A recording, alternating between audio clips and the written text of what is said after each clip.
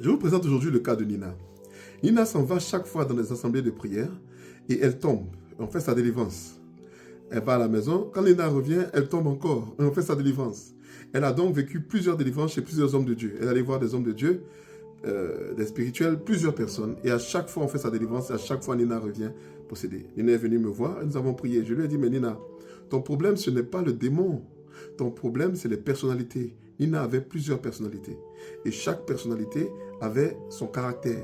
Et chaque fois qu'on appelait une personnalité, il fallait qu'on identifie la personnalité, qu'on parle à la personnalité, qu'on dise à la personnalité qui elle est pour qu'elle s'identifie réellement à ce qu'elle est et ensuite qu'on puisse l'intégrer. Il y a des personnalités qui avaient des démons. Voilà pourquoi Nina tombait, voilà pourquoi il y avait des personnalités qui insultaient, qui se comportaient comme des démons. Mais ce n'est pas la personnalité elle-même, c'est le démon dans la personnalité. Donc chaque personnalité a des démons qu'on doit enlever et puis ensuite intégrer la personnalité.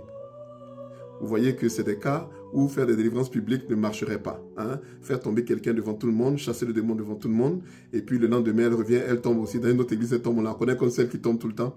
Ce n'est pas sa faute. Elle est victime, et il peut y avoir plusieurs personnalités, et chaque personnalité doit être délivrée et intégrée. Voilà. Je ne sais pas ce que vous en pensez, mais ce serait intéressant d'entendre votre point de vue là-dessus.